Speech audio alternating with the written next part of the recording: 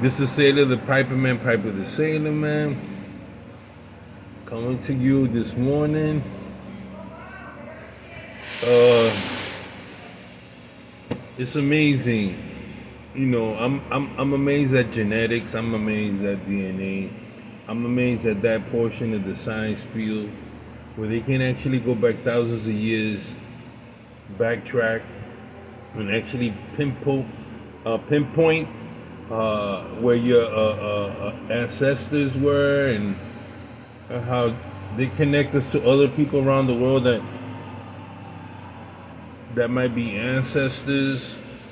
And as a kid, sometimes I believe this, that whatever's in your DNA, you're gonna manifest some behaviors of what your DNA is. For example, if you are angry, it could be both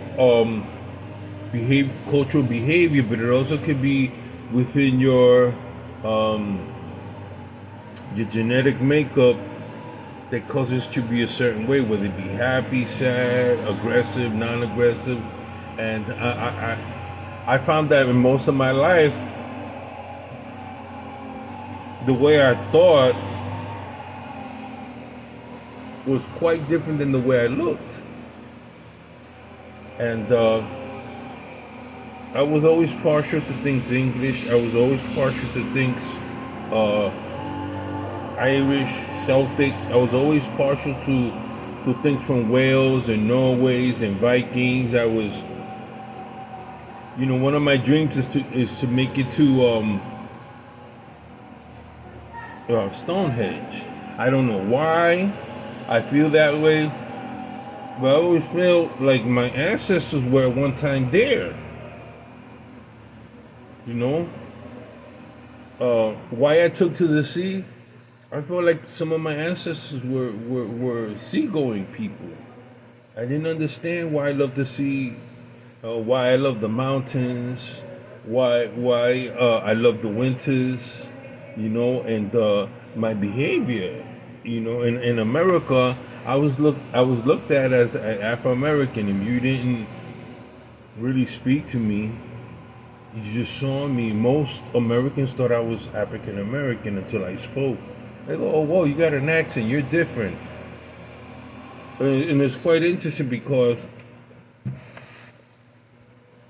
that manifested in my taste of clothes.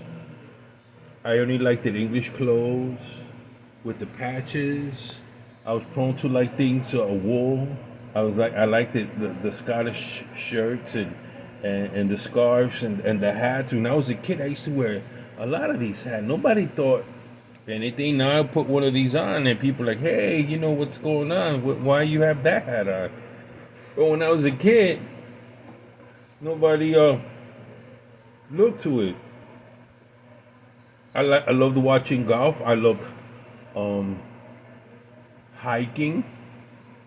And when I was a kid, 13, 14 years old, I used to walk with a walking stick. And people thought that was odd as a kid in New York City, walking around with a walking stick, walking oak.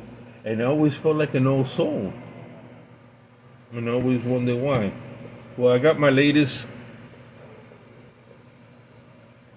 DNA update.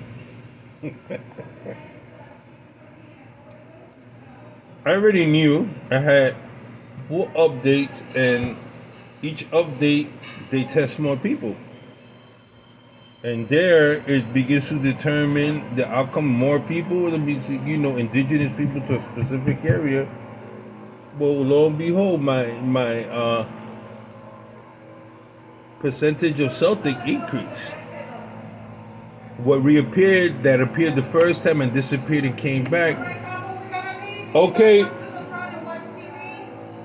gonna be. Close the door though. Yeah, I'm gonna go to. Leave the door closed because he's gotta be going back and forth. Yeah, yeah. And sorry, my wife is leaving, so she's telling me what to do. So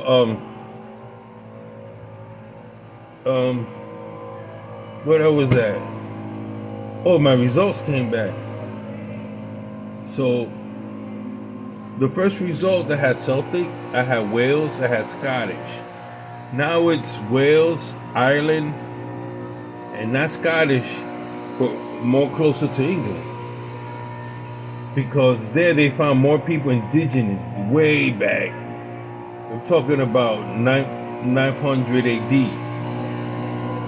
And they found out that a couple of my ancestors were from a specific tribal group called the Britons. So, and my Irish ancestors appeared in the 16th century when they came to Puerto Rico as soldiers, and then later on went up to fight in the Revolutionary War. I found that so interesting. Please forgive me, they're mowing my lawn. I got the gardener taking care. I just don't want to mess with that today. Yeah, so I always carry myself bourgeois, aristocratic,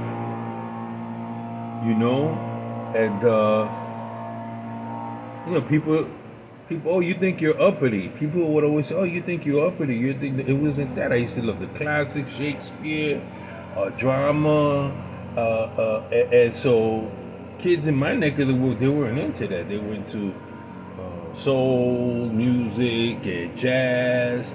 So here I'm listening to classical music. Here as a young kid, 10 years old, I'm into philosophy, reading Sartre, Rousseau, reading Nietzsche,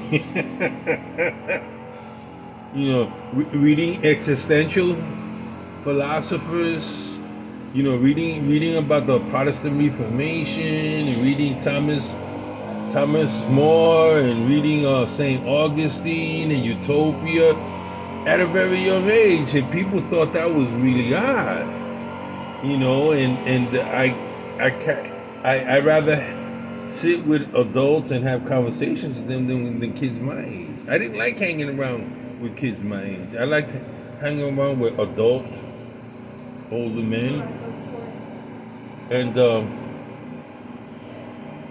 I remember when at 14 began to play a lot of chess. I sat there with a lot of in parks playing with Russians, people from Ukraine. I would always ask them about their culture, why they're in America, and so I began developing like a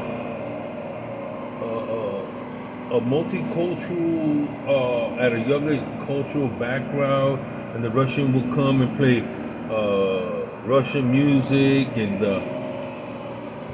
I never bought into the Cold War or anything. I just thought I was quick to make friends.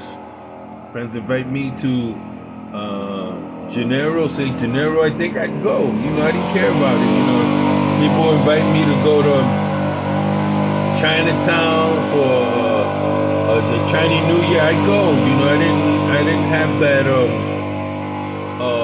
I don't know, biases or that you can develop that people teach you to be racist. And I tell other people, when I look at them, I never look at color. Never. That's why I don't understand Black Lives Matter, All Lives Matter. I mean, for Christ's sakes, if you're taking biology, we're all humans, And I can't understand that. I really can't understand that. And so, I've been one to absorb different cultures, and I've always loved pipe and loved my mannerisms. And sometimes when I get around them, when I get around Irish people, the Irish really comes out. When I'm with English people, I get appropriate. When I'm around jazz people, I'm different. And the eclectic. So I have like an eclectic personality, and I love it, man. I love me and I love people. I'm the friendliest guy, but don't cross me. But that's all come up in my DNA. The two things that really perturbs me is that Egypt came out. Indigenous Egyptian. I say, man, that must go way back, because I also have Jewish ancestry. Sephardic, Jewish ancestry, and I have Arabic. I got Jewish, Arabic, from the island of Cyprus, from the Balkans. So I'm a really a heavy mixture of a lot of cultures. I guess that's why I love world music. I love all kind of music. I love all kind of women. That's why I like Oriental tobacco. I love Turkish tobacco. And my taste is not just aromatic or English. I love a variety of, and I think that's part of my makeup. So for me, it's pretty cool that you can go back and you can find out that one of your ancestors fought on the side of the Confederate. One of your grandfathers fought on the side of the Confederate, and another grandfather fought for the North. I mean, that's crazy stuff. And one of my ancestors, who was Irish, flew back landed in Puerto Rico. From Puerto Rico, not flew back, but went by sailboat to fight in the Revolutionary War. Survived it, came back to live on the island of Puerto Rico. It's amazing stories that through oral history, but also documentation,